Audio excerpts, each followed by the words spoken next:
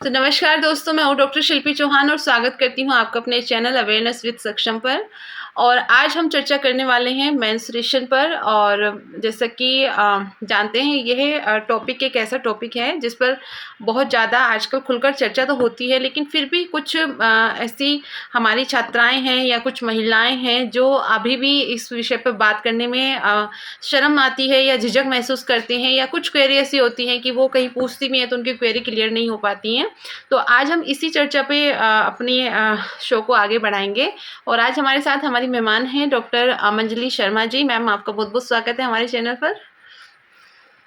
नमस्कार शिल्पी जी। जी।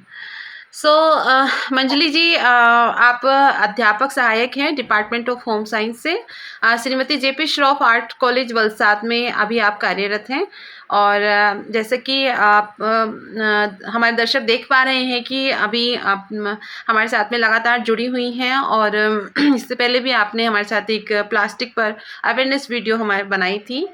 और आज मैम, जैसे मैं बताई हूँ कि हम माहवारी पे हम बात करेंगे, और स्पेशल उस टॉपिक पे हम बात करेंगे जिस पे लड़कियों को कन्फ्यूज़न रहता है और वो डाउट्स क्लियर करना चाहती हैं। तो सबसे पहले मैम प्रश्न यही है कि जैसे कुछ लड़कियों के दिमाग में ये रहता है कि सबको पीरियड सेम रहता है। तो क्या मैम ये वाकई ही सबको सेम रहता है? सबकी हार्मोनल या फिर ऐसे बोलते हैं फिजिकल, किसी की अगर चेंज होती है डेवलपमेंट, तो उसके अकॉर्डिंग वो ड्यूरेशन उसकी कम हो सकती है, ज़्यादा हो सकती है। ये इसमें क्या फैक्ट हैं? शिल्पी जी, थैंक यू। पहले तो आपने मुझे इतना एक अमूल्य और एक इम्पोर्टेंट टॉपिक दिया बोलने जी के लिए। और जैसे मैं अभी वलसाड में कार्यरत हूँ, तो मेरे कॉलेज में भी बहुत सारी जो ट्राइबल लड़कियां हैं, जी जी है ना, जो गाँव से जुड़ी हुई है, अलग अलग ट्राइब से जुड़ी हुई है। और गुजरात में तो वैसे भी सिकल सेल एनीमिया की एक बहुत सीवियर प्रॉब्लम है, जी तो लोग उस तक को छुपाते हैं। तो एक मासिक बिल्कुल। धर्म हमारा, या फिर हम ये बोल सकते हैं कि पीरियड्स जो है एक ऐसी समस्या है जिसमें जो लड़कियां हैं वो जल्दी से बताने में बहुत हिचकती हैं। जी अगर कुछ प्रॉब्लम होती है तो भी वो घबराती हैं टीचर को बोलने में। जी तो जैसे आपने प्रश्न किया कि हाँ बिल्कुल, ये जो फिजिकल या एज बेस्ड हो सकता है, और ये हमारी जेनेटिक जो हमारा वो है अनुवांशित है ना, इससे भी पूरा पूरा जो है ना, इस पे भी डिपेंड करता है। अगर हम वैसे देखे जाए ना, तो आजकल जो पीरियड्स की एज है, जैसे पहले जो पीरियड्स होता था आइडली वो 13-14 वर्ष में आता था। जी ठीक है, जैसे खुद अगर मैं भी बोलूँ, तो अगर मुझे जब पीरियड स्टार्ट हुआ था तो मैं कक्षा 8 में पढ़ती थी और मैं 13 वर्ष की थी। ठीक है, लेकिन आज जो ये समस्या है वो क्या है, एज जो है वो डे बाय डे हम ये बोल सकते हैं कि खान पान सही नहीं होने के कारण, क्योंकि लोग जंक फूड की तरफ ज्यादा जी शिफ्ट कर गए हैं। जी बच्चे जो है अभी फिजिकल एक्टिविटीज नहीं करते हैं, गार्डन पार्क्स में नहीं खेलते हैं। हम अपना काम बचाने के लिए बीइंग अ वर्किंग वुमेन हम क्या करते हैं, उनको मोबाइल्स पकड़ा देते हैं। जी या बच्चे घर में ही कोई इंडोर गेम खेलते हैं जिससे उसकी उनकी फिजिकल एक्टिविटी नहीं बढ़ती है, नहीं होती है। और तीसरा क्या है, ओबेसिटी की। भाई बच्चों में ना, पहले के अगर हम देखें, अगर अपनी मम्मी दादी से अगर कंपेयर करें, तो जो एक 8 से 10 वर्ष का जो एज होता था, जी वेट होता था, वो अभी क्या है, वो वेट भी ना बच्चों में ज्यादा बढ़ता जा रहा है, क्योंकि फिजिकल एक्टिविटीज नहीं है, खान पान बराबर नहीं है। बच्चे बोलते हैं समतोलित आहार की, पूरा संपूर्ण आहार, बैलेंस डाइट नहीं लेना चाहते हैं। जी ठीक है, तो इन सब कमी, और इतनी मिलावटें हैं हमारी चीजों में, हम बहुत सारे वर्षों की चर्चा करते हैं। तो इन सब की वजह से पॉल्यूशन भी, एक प्रदूषण को भी हम एक कारण मान सकते हैं। तो ये सारी जो चीजें हैं ना, इनकी वजह से क्या है, जो एज है ना, प्यूबर्टी, जो मेच्योरिटी है लड़कियों में, ठीक है, हम बोलते हैं जो यौवन जिसको हम बोल सकते जी हैं, कि वो लड़कियों में ज्यादा जल्दी आ जाता है। और अभी ये समस्या ना आपको 10 वर्ष 11 वर्ष में बहुत कॉमनली आपको देखने को मिलती है। जी और लड़कियों को पूरा ज्ञान ना होने के कारण वो क्या है, एकदम से इसका सामना नहीं कर पाती है, बहुत घबरा जाती है। या फिर उसको ये लगता है कि उसको कुछ बीमारी हो गई है, अपनी माँ बाप से नहीं बोल पाती है। क्योंकि आज भी हम, भारत एक ऐसा देश है कि अगर हम मेट्रो सिटीज या बड़े बड़े शहरों की बात अगर छोड़ दें, तो गाँव में, कस्बों में आज भी इस बात पर बात करना, कि हम बोलते हैं ना कि हमें वो का टच हो गया या बैड टच हो जी गया, या जी फिर प्यूबर्टी रिलेटेड हमें अगर अपने बच्चों को बताना है, तो हम बच्चे हिचक करते हैं, माँ बाप हिचक करते हैं कि नहीं, किताबों से पता चल जाएगा या बिल्कुल। पाठशाला में इसको पता चल जाएगा। जबकि हम्म। हमें अपनी रिस्पॉन्सिबिलिटी लेके अपने बच्चों को समझाना चाहिए कि नहीं, अगर आप में इस तरीके के बॉडी में चेंजेस हो रहे हैं, क्योंकि हार्मोनल वो होता है हमारे ना, हार्मोनल जो हम बोल सकते हैं बैलेंसेस, कि हमारे को प्यूबिक हेयर्स हो गए हैं, ठीक है, हमारा ब्रेस्ट डेवलपमेंट हो रहा है, ठीक है, थोड़ी सी मेच्योरिटी आ रही है, वॉइस चेंजेस हो रहे हैं, बॉडी में, फिगर में चेंजेस हो रहा है।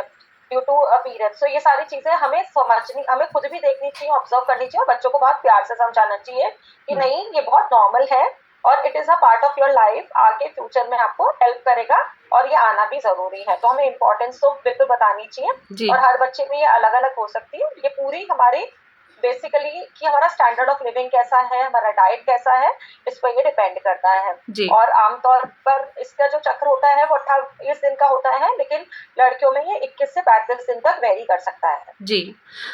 मैम जैसे अभी तक हम देखते आ रहे हैं कि सैनिटरी पैड को बेसिकली ज़्यादातर यूज़ किया जाता है जब पीरियड्स होते हैं, लेकिन अभी कुछ वर्षों से अभी एक टैम्पॉन और एक मेंस्ट्रुअल कप का एक आविष्कार हुआ है, जिसका काफ़ी टीवी में भी ऐड आता है और मार्केट में भी इजीली अवेलेबल है, और कुछ लेडीज़ उसको यूज़ भी कर रही हैं, लेकिन अभी भी कुछ लड़कियों में एक डर है, या मैं ये बोलूँगी कि अवेयरनेस नहीं है, या उनको यूज़ करना नहीं आता, या यूज़ करने से वो डरती हैं।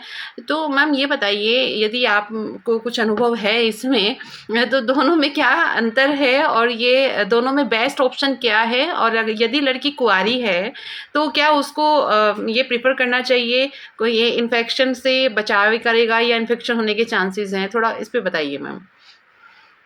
शिल्पी, आपने बहुत अच्छा प्रश्न किया। आप मानोगे नहीं, मैंने खुद 2-3 साल पहले से ना मेंस्ट्रुअल कप यूज करना स्टार्ट किया। जी। उससे पहले मैं खुद भी जो है वो सैनिटरी नैपकिन यूज करती थी, हम्म। और तब मुझे लगता था कि सैनिटरी नैपकिन से अच्छा कुछ नहीं होता है। लेकिन अगर हम बात करें तो इन टर्म्स ऑफ एनवायरनमेंट भी बात करें कि भाई हमारे पर्यावरण को दूषित भी करता है, क्योंकि उसमें प्लास्टिक का लेयर होता है, ठीक है। हम्म। और अगर हम उसे प्रॉपरली तरीके से डिस्पोजेबल भी नहीं करें तो वो क्या है कि वो मतलब ये बोल सकते हैं डिजीज भी कॉज कर सकता है, बिल्कुल। यूज ब्लड, क्योंकि वो जी। इम्प्योर ब्लड है, बिल्कुल। दूषित खून है।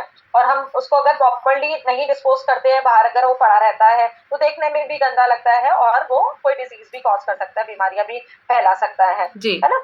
इसके बदले अगर हम मेंस्ट्रुअल कप की बात करें तो मेंस्ट्रुअल कप क्या है, हाँ, उसको अगर हम थोड़ा सा ऐसा स्टार्ट करें कि कोई एनजीओ इनिशिएटिव ले लें, या स्कूल में इनिशिएटिव अगर हम कोई टीचर के थ्रू इनिशिएटिव ले लें, क्योंकि teacher is like a God, है ना, किसी भी बच्चे के लिए। हम वैसे भी माता पिता भगवान के बाद हम क्या है, टीचर, हमारा जो अध्यापक है वो हमारे जी। लिए इंपॉर्टेंट होते हैं। तो कोई फीमेल अध्यापक या कोई जैसे एनजीओ वर्कर है, कि हम बच्चों को सिखाने जा सकते हैं कि भाई वो कैसे मेंस्ट्रुअल कप को या टैम्पॉन्स को यूज करते हैं। क्योंकि सैनिटरी नैपकिन में क्या प्रॉब्लम होती थी कि उससे हमारी ब्लीडिंग होने का चांसेस होता है, अगर वो हमें ज्यादा पीरियड्स हो गए, या फिर वो अगर ऐसे स्क्वीज हो गया, या जी। हमने प्रॉपर तरीके से नहीं लगाया, ठीक है, उससे हमें वो रैशेस भी हो सकते थे, ठीक है, कि हमें थाइस पे इंटरनल रैशेस हो गए, तो हमें वो कभी कभी चोट भी लगा देते थे। हम उसको अगर ठीक से नहीं यूज कर रहे हैं, या बहुत, जैसे सूरत में मैं रहती हूँ, वहाँ बहुत ह्यूमिडिटी का प्रॉब्लम होता है, तो कितना भी आप कॉटनी स्ट्रक्चर यूज कर लो, कितना भी महंगा आप सैनिटरी नैपकिन यूज कर दो, आपको रैशेस होने का चांसेस बहुत ज्यादा होता है। सोते हैं रात को तो हमें रात को साइकोलॉजिकली नींद इसलिए नहीं आती है क्योंकि हमें बार बार लगता है कि कहीं बेड गंदा ना हो जाए। अगर आपको अच्छी ब्लीडिंग होती है तो उस चीज में हम बोल सकते हैं कि जो मेंस्ट्रुअल कप या टैम्पॉन्स है वो वरदान है, क्योंकि इसको लगाने के बाद आपको पता ही नहीं चलता है कि आपने कुछ यूज किया हुआ है एक्स्ट्रा, अपने बॉडी में कुछ चेंज किया है। हाँ, इसको लगाना थोड़ा सा बीइंग एन अनमैरिड गर्ल थोड़ा सा मुश्किल है, लेकिन ये भी क्या है, अलग अलग साइजेस में आते हैं, ओके। तो आप उसको ट्राई कर सकते हैं एक्स्ट्रा स्मॉल साइज के साथ, स्मॉल साइज के साथ, ठीक है, अकॉर्डिंग टू योर कन्वीनियंस, है ना। ओके। और 2-3 घंटे बाद आप उसको चेंज कर सकते हो। इट इज वेरी इजी, क्यों, सिलिकॉन होता है, इट इज वेरी सॉफ्ट, ज्यादा सजेस्ट करूंगी जी। कि मेंस्ट्रुअल कप बेटर है। और अगर आपको फ्लो कम होता है तो पीरियड्स फैंटी भी इवन एक अच्छा ऑप्शन हो सकती है, तो आप जी। उसको यूज कर सकते हैं। तो आप ना मतलब विदाउट एनी, मैं जैसे मीडियम्स यूज करना शुरुआत में, तो आराम से इसलिए आप 6 आवर्स भूल जाओ कि भाई आप कुछ और भी कर रहे हो। आफ्टर 6 आवर आप उसको रिमूव कीजिए, अच्छे से वॉशरूम में क्लीन कर दीजिए, बॉईल कर दीजिए, लाइक फीडिंग बॉटल जैसे हम बच्चों की करते हैं, तो इजीली सैनिटाइज भी हो जाता है। और आजकल सबके बाद वॉशरूम्स में गीजर फैसिलिटी भी होती है, तो पानी का भी ऐसा नहीं है कि कहीं आपको बाहर से लाके किचन में पहले गर्म करना है एंड देन आपको सैनिटाइज वो स्टेरिलाइज करना है।